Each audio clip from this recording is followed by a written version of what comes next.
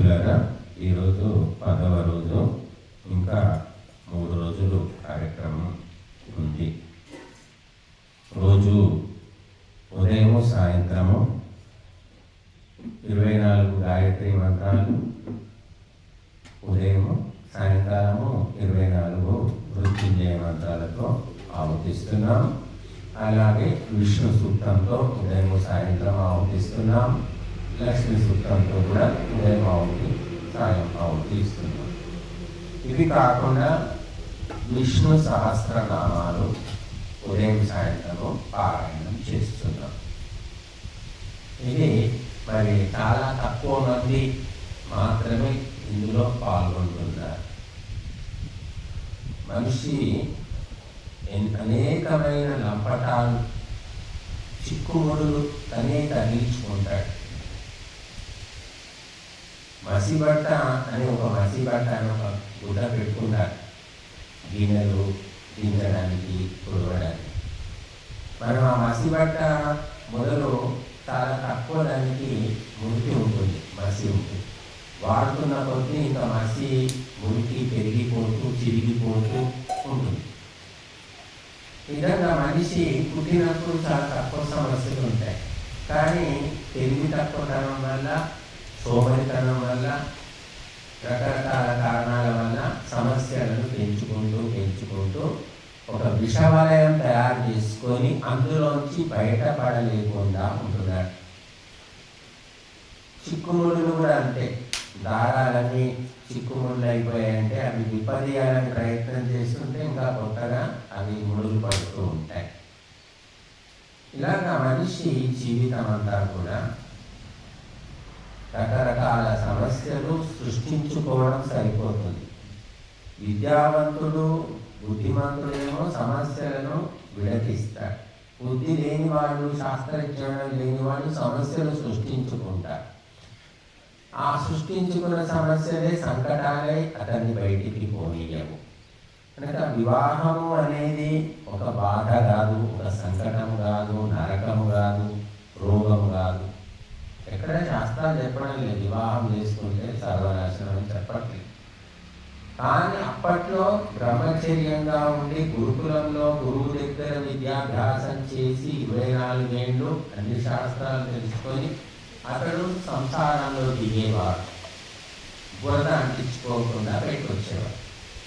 ఆ పరిజ్ఞానం లేనటువంటి వ్యక్తులు ఈనాడు అందరూ సంసారంలో వెళ్ళడమే తెలుస్తుంది తప్ప అందులో ఎలా బయటపడాలి, ఎలా దులిపేసుకోవాలి, ఎలా వదిలించుకోవాలో చాలా మందికి తెలియదు. కొంతమంది ఏదో పూర్వజన్మ సంస్కారంతో ఆ సాంసారిక లంపటాల నుంచి బయటపడుతున్నారు. అంటే వాళ్ళకి శాస్త్రజ్ఞానం తెలియకపోవచ్చు, కాకపోతే పూర్వజన్మ సంస్కారం.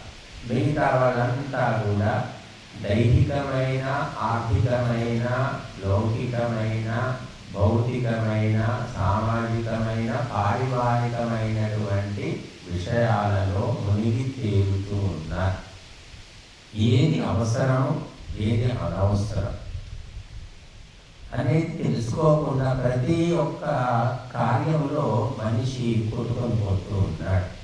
ఒక 50 ఏళ్ళ మనిషికి పని ఉంది, ఒక 70 ఏళ్ళ మనిషి బిజీగానే కనిపిస్తున్నాడు. 80 ఏళ్ళు మనిషి కూడా కాలు చేయి బాగుంటే ఆయన బిజీగానే ఉన్నాడు. కాలు చేయి బాగలేనప్పుడు, మంచం పట్టినప్పుడు తప్ప ఏదో ఒక పని అది అవసరమైంది అని అతను అనుకుంటాడు, అనవసరమని విద్వాంసులు అనుకుంటారు. విద్వాంసులు అనుకున్నట్టు సామాన్యుడు వినడు కదా. సామాన్యుడి బుద్ధి పనిచేయదు. విద్వాంసుడి బుద్ధి ఆ శాస్త్రోక్తంగా సూక్ష్మంగా పనిచేసి అతను చెప్పింది సామాన్యుని ఎక్కికెక్కదు. కాబట్టి సామాన్యుడు తనకు తోచినట్టుగా తాను చేస్తూనే ఉంటాడు. కాబట్టి ఇది ఎప్పటికీ కూడా 2 రైలు పట్టాలు పక్క పక్కనే ఉంటాయి కానీ ఎప్పుడు కలుసుకోవు. అలాగే విద్వాంసుని ఆలోచనలు చెప్తాడు కానీ సామాన్యుడు అందుకోలేడు. వింటాడు కానీ నెత్తికి ఎక్కడది, వదిలేస్తాడు. ఆ రకంగా సంసారంలోనే నలిగిపోతూ ఉంటారు. కాబట్టి మనము ఏది అవసరము, ఏది అనవసరము, ఏది అత్యవసరము అనేది తెలుసుకొని అటువంటి పనులు మాత్రమే మనము చేపట్టాలి. అనవసరమైన కార్యకలాపాలు పెంచుకుంటూ మరణ సమయంలో కూడా అదే రకమైన చిత్తవృత్తి ఉంటుంది అని చెప్పారు. కాబట్టి నీకు అవసరం లేదు, నీకు పట్టించుకోని వాళ్ళ గురించి నువ్వు ఎందుకు పట్టించుకుంటున్నావు?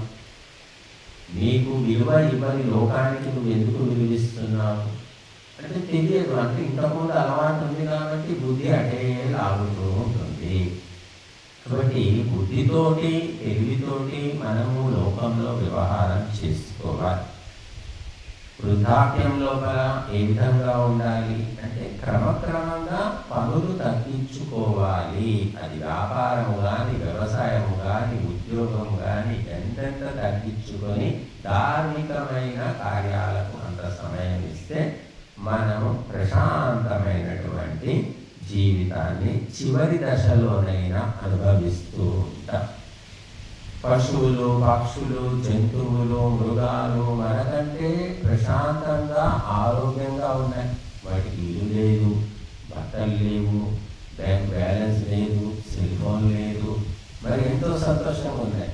మరి మనిషి ఇవన్నీ సృష్టించుకొని ఓ జంజాటంలాగా, మెడకు గుదిబండలాగా మరి అయిపోయింది అక్కడికి.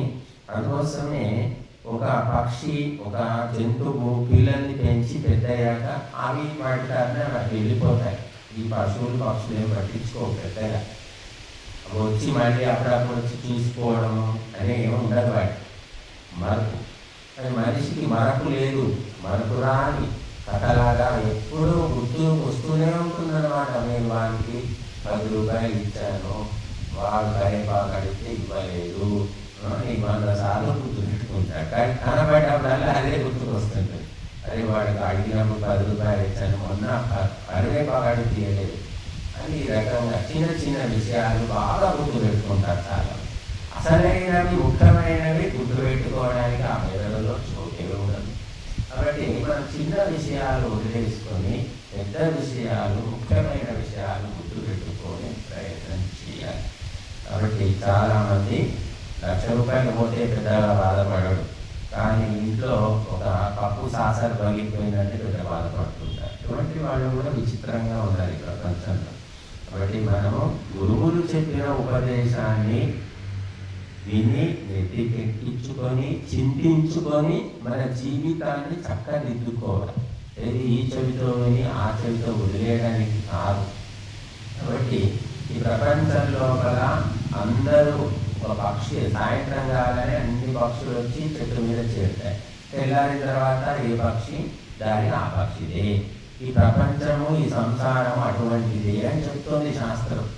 కాబట్టి తల్లి, తండ్రి, కొడుకు, మనవడు, కోడలు అందరూ కూడా పక్షుల్లాగా జమవుతారు. మళ్ళీ సమయం రాగానే ఎవరికి వారి ఏమైనా తీరే. ఈ సత్యము తెలుసుకొని మనం బాధపడకుండా, బెంగ పెట్టుకోకుండా ప్రశాంతమైన మనస్సును మనము తయారు చేసుకోవాలి. ఎవరికి ప్రశాంతమైన మనస్సు ఉంటుందో వారు నిశ్చలంగా, నిర్మలంగా, పవిత్రంగా ఉండగలుగుతారు. కాబట్టి దానికి పాండిత్యం అవసరం లేదండి. పాండిత్యం ఉంటేనే వాడికి మనస్సు నిలకడగా ఉంటుందని చెప్పలేము. ఎంతోమంది పండితులు చదివి బుర్ర పాడైన వాళ్ళు కూడా పోయేడు మంది ఉన్నారు. ఇంకా చదువుకు, సంస్కారానికి, వ్యవహారానికి సంబంధం తప్పకుండా ఉంటుందని కూడా చెప్పలేము. కాబట్టి మహర్షి దయానందుని సమయానికంటే ముందు 4 వేదాలు, అందరూ బ్రాహ్మణులు వేదాలు చదువుకునేవారు, కానీ ఎవరికి వేదాల పరిజ్ఞానం లేదు. మహర్షి దయానందుడే వేదాలలోని రహస్యాలను తెలుసుకొని అందరికీ చెప్పాడు. మరి అంతకుముందు వేద పండితులు ఎందుకు లేదంటే ఉన్నారు, అప్పుడు ఉన్నారు, ఇప్పుడు కూడా ఉన్నారు. కానీ వాళ్ళు కేవలం గాడిన గంధపు చెక్కలు మోసినట్టు మోస్తున్నారు తప్ప ఆ గంధపు చెక్కల విలువ తెలియదు, వాసన తెలియదు అన్నమాట. కాబట్టి మనం పాండిత్యము కంటే కూడా వ్యవహారము అనేది చాలా ముఖ్యమైనటువంటిది, అవగాహన అనేది ముఖ్యమైనటువంటిది. కనుక అందరూ కూడా ఇంకా 3 రోజుల పాటు కార్యక్రమంలో సకాలంలో పాల్గొని విజయవంతం చేయాలని కోరుతున్నాము. ఇప్పుడు ఆశీర్వాదం.